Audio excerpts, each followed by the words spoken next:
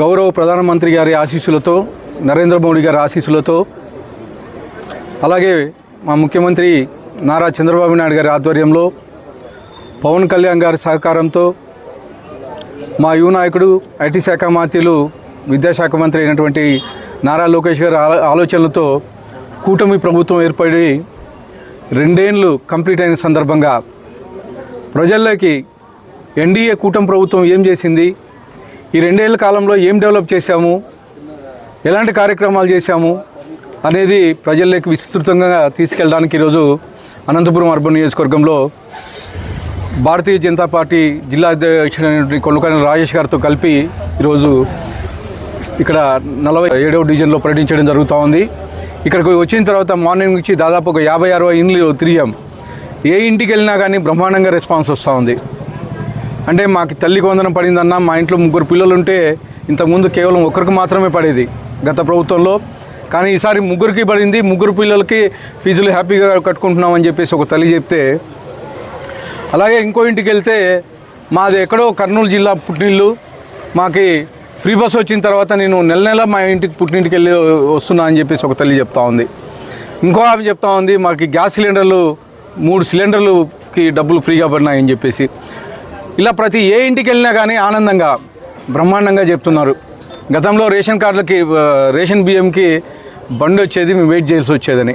కానీ ఈరోజు దాదాపు 15 రోజులు స్టోర్ ఒక టైమింగ్లో ఓపెన్ చేసి ఉంటుంది. మేము ఎప్పుడు కావాలంటే అప్పుడు వెళ్ళి పనులు చేసుకొని వచ్చి, కానీ ఎప్పుడు కావాలంటే అప్పుడు వెళ్ళి తీసుకొచ్చుకునే పరిస్థితి. ఇంకొక ముసలావిడ చెప్తా ఉంది, నాయన మా ఇంటికి నెల 1వ తేదీ డీలర్ వచ్చి రైస్ ఇచ్చిపోతాడని. అంటే ఇలా అనేకమైన సంక్షేమ కార్యక్రమాలు, అనేకమైనటువంటి అభివృద్ధి కార్యక్రమాలు మా ఎన్డీఏ కూటమి ప్రభుత్వం చేస్తూ ఉంది. ఈరోజు మీరు చూస్తున్నారు, గత 5 ఏళ్లలో పిచ్చి దుక్కులకు పరిపాలించాడు జగన్మోహన్ రెడ్డి. ఈరోజు ఈ 2 ఏళ్ల కాలంలోనే కూటమి ప్రభుత్వం ఏర్పడిన తర్వాత మా ముఖ్యమంత్రి నారా చంద్రబాబు నాయుడు గారి ఆధ్వర్యంలో, గౌరవ ప్రధానమంత్రి నరేంద్ర మోడీ గారి ఆశీస్సులతో ఈరోజు అనేకమైనటువంటి డెవలప్మెంట్ కార్యక్రమాలు, దాదాపు ఈ 2 ఏళ్ల కాలంలోనే 25 లక్షల కోట్ల పెట్టుబడులు ఒక ఆంధ్రప్రదేశ్కి వచ్చినాయంటే కేవలం అది ఎన్డీఏ కూటమి ప్రభుత్వం చలవ అని చెప్పేసి తెలియజేస్తా ఉన్నాను. దేశ విదేశాలు పర్యటించి అనేకమైనటువంటి పెట్టుబడులు మీరు చూస్తున్నారు. ఈరోజు ఉమ్మడి జిల్లాల్లో ఎవరు మనం ఊహించలా 40,000 కోట్ల రూపాయలతో రాయలసీమని అభివృద్ధి చేసే విధంగా ప్రత్యేక ప్యాకేజ్ తీసుకొచ్చారు. 60,000 కోట్లు సేకరించి దాదాపు 1,00,000 కోట్ల రూపాయలు ఓన్లీ రాయలసీమ అభివృద్ధికి తీసుకొస్తున్నారు. ముఖ్యంగా మన అనంతపురం అర్బన్ నియోజకవర్గంలో దాదాపు 1,290 కోట్ల రూపాయలు ఈ 2 ఏళ్ల కాలంలో ఒక అర్బన్ నియోజకవర్గానికే వచ్చాయి. తొలి 5 సంతకం డిఎస్సి.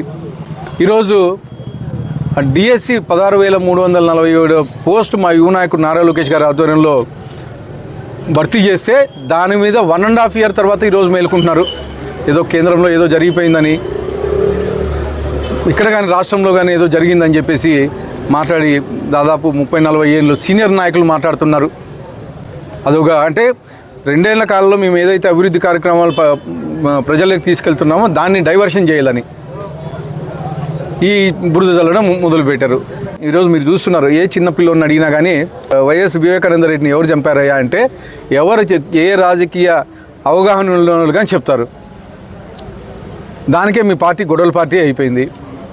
ఇంకొకసారి మా యువ నాయకుడి మీద కానీ అలాగే మా ఎన్డీఏ కూటమి ప్రభుత్వం మీద మాట్లాడితే మాత్రం ఖచ్చితంగా దానికి పరిహారం చెల్లించుకుంటారని చెప్పేసి తెలియజేస్తాం.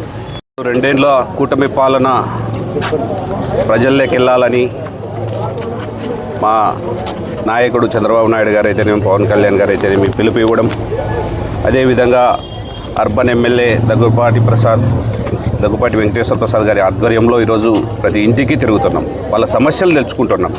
ఎందుకంటే గ్రౌండ్ లెవెల్లో తిరిగితేనే ప్రజల సమస్యలు తెలుస్తాయని మా అగ్రనాయకులు పసిగట్టారు. రాబోయే స్థానిక సమస్యల ఎన్నికల్లో కానీ ఇవి చాలా ఉపయోగము. ప్రతి ఇంటికి తిరగడం వల్ల వాళ్ళ సమస్యలు తెలుసుకొని, వాళ్ళ ఇంట్లో పిల్లలకు తల్లికి వందనం అందుతుందా లేదా, ఉచిత గ్యాస్ సబ్సిడీ సిలిండర్లు వస్తున్నాయా లేదా, లేకపోతే పెన్షన్ సరిగా వస్తుందా లేదా, రోడ్లు, డ్రైన్లు, ఇవన్నీ ఎవరి నోటంటే చూసినా మేము దాదాపు ఇప్పుడు ఒక 50 ఇండ్లు తిరిగింటాము. ఎవరి ఇంటికి పోయినా చాలా పాజిటివ్గా రిసీవ్ చేసుకుంటున్నారు, ఆనందంగా ఉండాలి. ఎందుకంటే ఉచితంగా రేషన్ అయితేనేమి, గ్యాస్ అయితేనేమి, ఉచిత బస్సు అయితేనేమి, తల్లికి వందనం అయితేనేమి, లేకపోతే రైతులకు 20,000 రూపాయలు ప్రతి సంవత్సరం అయితేనేమి, ఇటువంటి సంక్షేమము అభివృద్ధి రెండు వైపులుగా ఈరోజు ఆంధ్రప్రదేశ్ రాష్ట్రంలో పనిచేస్తున్నాయి. కానీ జీర్ణించుకోలేని కొంతమంది వ్యక్తులు నిన్న చూశాము, ప్రెస్ మీట్ పెట్టి అవాకులు చవాకులు వెళ్తున్నారు స్థానిక ఎమ్మెల్యే దగ్గుబాటి వెంకటేశ్వర ప్రసాద్ మీద. ఇది అసంబద్ధమైన ఆరోపణలు, వాళ్ళకి చెప్పుకునేకేమీ లేవు. ఒక డిఎస్సి ఏదో అది పట్టుకొని కేంద్రంలో అట్లా జరిగింది కదా, రాష్ట్రంలో కానీ మేము ఏదో పొడి చేసేస్తామంటే అది ప్రజలు క్షమించే ప్రశ్నే ఉండదు. దాదాపు 16,000 మంది ఈరోజు డిఎస్సి ఉద్యోగాలు పొంది ఆనందంగా వాళ్ళ జీవితాల్ని చక్కుదిద్దుకుంటుంటే మీరు జీర్ణించుకోలేక మీరు ఒక మంచి పని చేసే ఒక ఎమ్మెల్యే మీద ఏం మాట్లాడుతున్నారు? మీరు స్పృహ ఉండి మాట్లాడుతున్నారా లేకపోతే స్పృహ లేక మాట్లాడుతున్నారా అనేది ప్రజలు గమనిస్తున్నారు. రాబోయే స్థానిక సంస్థల ఎన్నికలైతేనేమి ఏదైనా కానీ కూటమి ప్రభుత్వం స్వీప్ చేయడం గ్యారంటీ. ఎందుకు చెప్తున్నానంటే ఈ విషయము మేము ఎప్పుడు ప్రజల్లో ఉంటాం, ప్రజలతో మమేకమవుతాం.